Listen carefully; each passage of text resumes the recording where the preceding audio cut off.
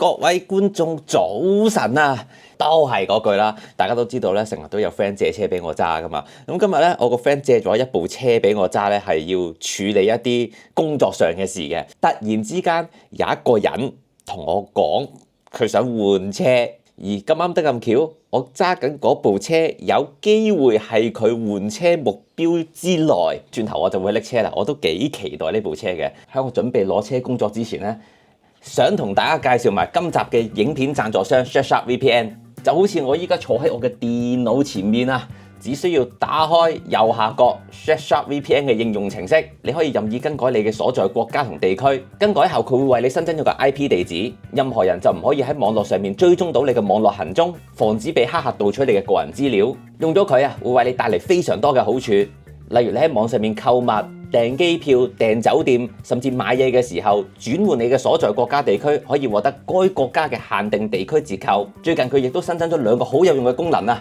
網頁內容攔截器、電子郵件詐騙偵測功能。網頁內容攔截器又叫做家長監護功能。喺網絡上面有好多不良嘅網站，例如賭博、色情，一啲唔好惡意內容嘅網站，撳一個掣就可以封鎖晒佢啦。電子郵件偵測功能。喺你嘅瀏覽器上面安裝咗附件，平時打開電郵撳個掣就可以俾 Surfshark VPN check 下你呢封電郵有冇古怪，多一層保護，防止你 click 入電郵嘅時候 click 到啲唔好嘅電郵，下載咗啲病毒。你嘅 Surfshark 訂閱賬戶係 Surfshark One 以上嘅話，就可以用到以上兩個功能啦。Surfshark VPN 一個賬戶可以俾無限裝置上限使用，又慳錢又方便。以下送一個優惠連結俾大家 ，surfshark.com/HK 餘波，或者係結賬嘅時候輸入 HK 餘波優惠碼。會額外送多你4個月使用，用過覺得唔啱嘅話，仲有30日內退款保證。去到2026年，仲未用 VPN 嘅你，推薦大家用 Surfshark VPN。事不宜遲，我哋揸車出發，先去拎嘢。Hello， 嚟攞嘢，攞個調泵把㗎。Hello。大箱。點解會喺度嘅？點買啊？拆唔拆啊？一人拆咗佢。拜拜，拜拜。呢個拍燈先，係。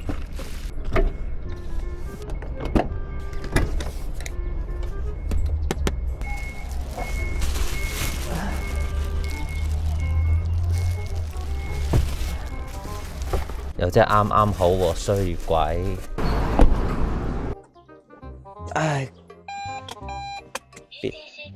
各位觀眾，你哋眼前面見到呢部就係 Toyota Corolla Touring。WXB 係一部 wagon 嘅私家車嚟嘅，亦都係 hybrid 嘅版本啦。我哋有個 friend 啊，就叫做小芬，佢就話想買多一部車俾佢車嘢同埋日常代步用。咁佢咧就諗住買一部長身 wagon 嘅車，有操控感之餘又可以放到嘢。咁啱得咁巧咧，小芬將自己部車擺咗去啲汽車美容中心啦，就做打蠟、研磨，做啲美容。咁佢咧就有8個鐘頭咧係冇車揸。咁佢就喺條街度冇嘢做啦，就話：喂，余波啊，不如你同我一齊去睇下二手車啊！咁事情咧就剛剛好啊，咁啱我得閒。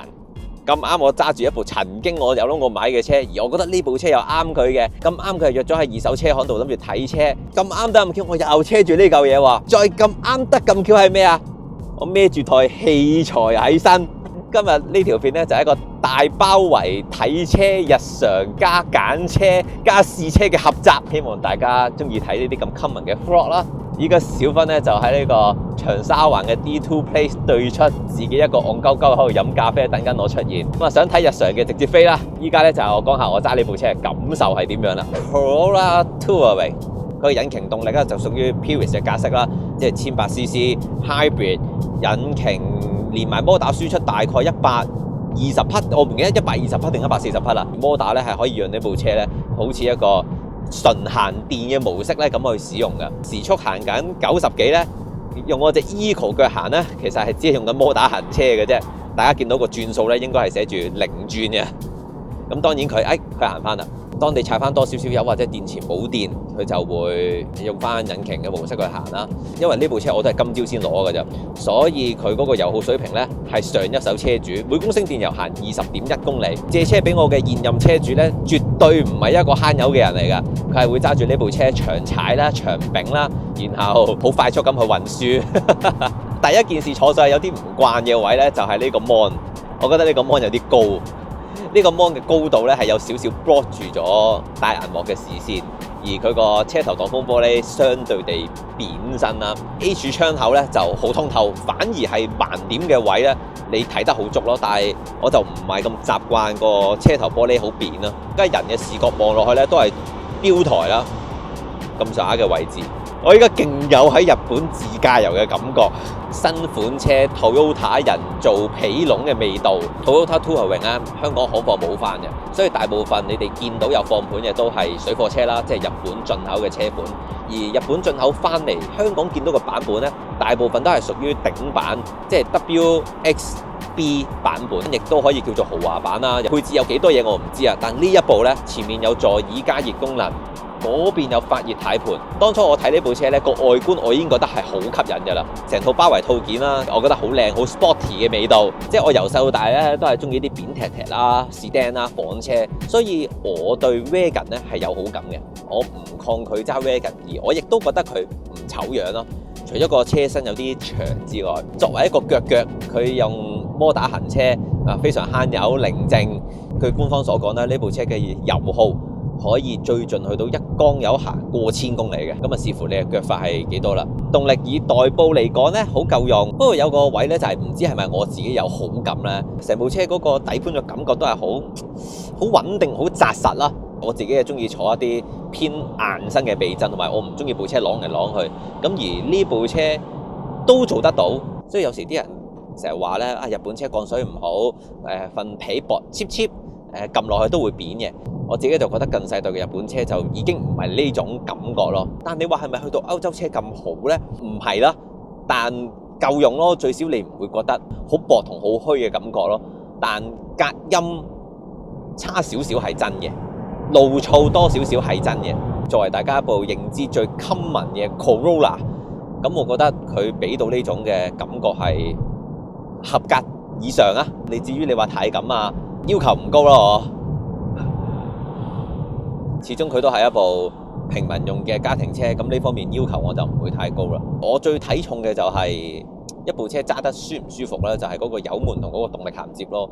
佢嗰個電摩打同引擎介入之間轉換之間係冇頓挫嘅，呢個係我覺得好 surprise， 覺得揸得好舒服嘅車。鬆下油，留下幾腳，留啊，又俾下油。按下舒舒服服出去接小分，而佢呢個 drive mode 咧，佢有一個 sport mode、long mode 同埋 eco mode， 再另外有個掣咧係撳 EV mode， 即係淨係行電摩打行車。呢度，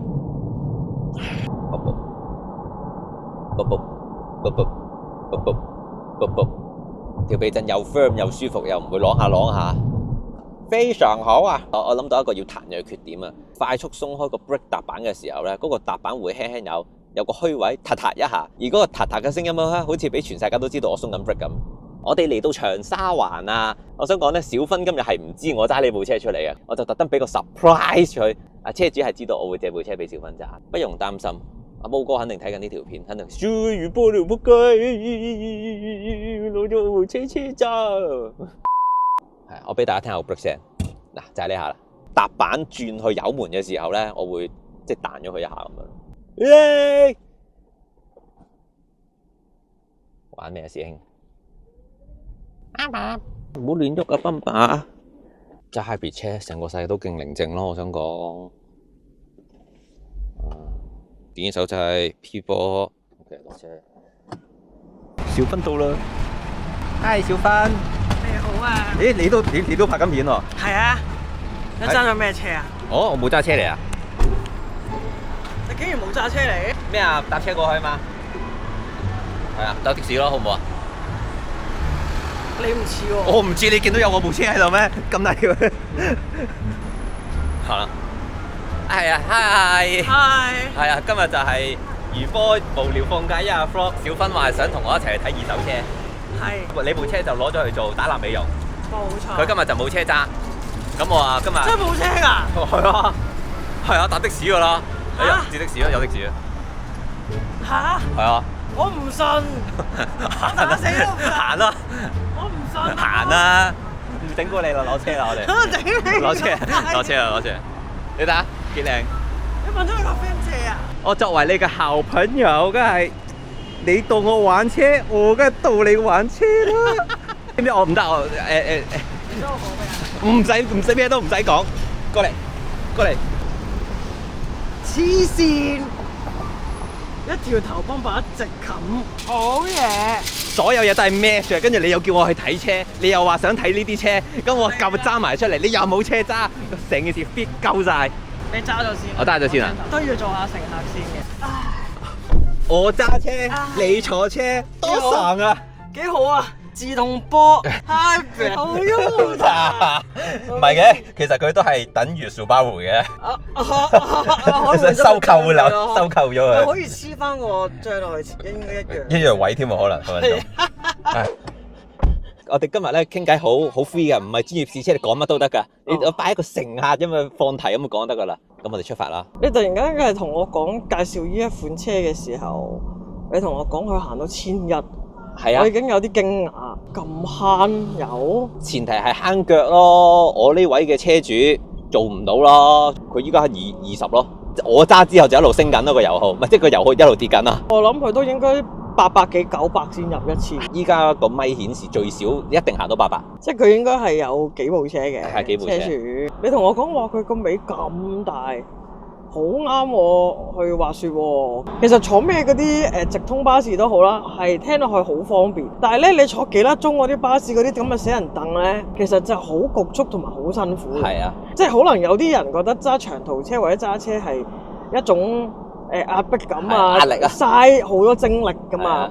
咁但係對我嚟講，揸長途車係唔係一種壓力或者一種攰嘅。呢個緣故就已經一直都有去物色緊一部車㗎啦，跟住我就喺度諗，我唔係唔揸部掃把佬出去玩啊嘅時候揸下佢咯，諗住買一部平平地，但係又擺到嘢，即係慳油又可以通勤嘅車。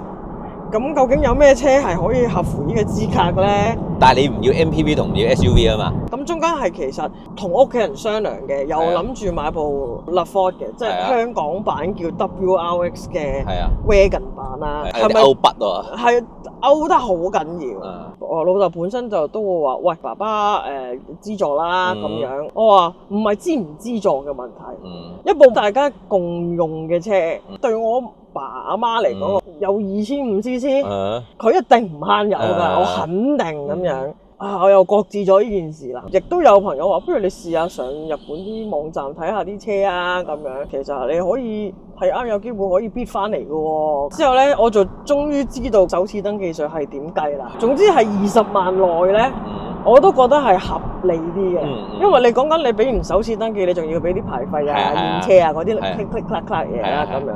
我心諗呢部車嘅保險應該係平到喊㗎啦，因為我掃把佬都3000幾嘅。係啊係啊。我哋嗰日喺度講下嘅時候，你突然間爆咗呢一部車呢個款。呢個款咧，我可以講下點解我會噏佢出嚟啊！想當初我有一日發夢，如果有一日我要揸腳咧，我都係會揀呢部嚟揸。最入門嘅 Wagon 又慳油嘅就係呢部，所以我就即刻訂呢個款出嚟俾你揀。最慘你俾完呢個款，我係中意嘅，我竟然係 OK 喎。即係開頭咧，你就咁聽個名咧，又好鬼死衰嘅，因為 Corolla 嘛。係啊。大家個 concept 就覺得 Corolla 係哇又嘟啦個樣又唔靚啦，又冇力啦，又老土啦咁樣。點不知我話你同我講完，我 search 完出嚟因為香港冇入，咁咧佢又用翻嗰個日本嗰個標誌啦，就唔係平時Toyota見到嗰個牛頭章啦。係啦，我就再睇相，我話哇價都有包圍嘅喎，即係我見到有盤嗰啲啦。我講緊嘅係呢啲車易整，二嚟就係你唔驚佢壞，我唔想佢會同我掃把一樣咁樣洗法㗎嘛。不過我都要對比下咧，就係嗰陣時你喺 LaFord 度猶豫緊嘅時候啊，當我揸咗呢部車咧，呢部車冇 LaFord 咁大部㗎，佢係 Wagon， 但係佢唔係一部足 size 嘅 Wagon 咯，佢似係一部房車之後加長個尾咯。因為我發現呢部車拍埋落我部車咧，其實差唔多大部㗎咋，即係當然我部車好大部啦。唔係因為你嗰個係90年代嘅大部啫，即係如果變相咗加我嘅尺寸咧就係再大啲，就係 Benz S 嗰啲 size 㗎啦。始終 Hybrid 有電池喺度咧，你 LaFord 就有4驅。喺度啊嘛。其實佢呢部車嘅中間嘅底咧食嗰啲位咯，當然唔係一般電動車咁大個電啦，就係會有嘢喺個底度咯。我第一下打開個車尾嘅時候咧，佢係個橫置縱置空間大，但係冇乜深度啦。啊，係嘅。不過當然都塞得落呢條幾嘢，咁其實都 OK 嘅啦。即係2個人至3個人，係啊，最緊要簡簡單單。係，所以阿波波就推薦咗呢部俾你做選擇。當然你問我，梗係想你買 RS4 啦。咁我有一揸啊嘛，陳小姐又中意 RS4，關我咩事咧？陳小姐中意啫嘛，又唔係我。RS4 好啊，前 Audi 車主，啪啪啪啪啪。你知唔知我見到個4個圈，我都有啲手震啊 PTSD 咁樣，Audi 敏感症，好痕啊！見到咪如果我買4個圈，啊，但係括弧後邊係餘波包維修包保養嘅，係我就冇乜所謂。冇啊，你得翻錦龍啦，咁會幫你噶啦。喺我認知嘅你咧，你係應該唔會揸 SUV 同 MPV，因為你又揸過唔少，屋企又有，所以我估你嘅心儀應該係會揸 Wagon 啊。我係中意揸 Wagon 㗎。香港人唔興揸 Wagon，咁所以大陸嘅選擇咧，其實都係得嗰幾部啦。如果唔係咧，就要買歐洲車啦。但我相信歐洲車唔會係你嘅選擇啦。我嗰陣時我有睇過320i 嘅 Touring 咧，都係諗下小芬都係唔啱呢啲嘢㗎啦。我買車咧就有一個標準嘅，咩車都係嘅，就我一定唔買白色嘅。哦，點解嘅？可唔可以分享㗎？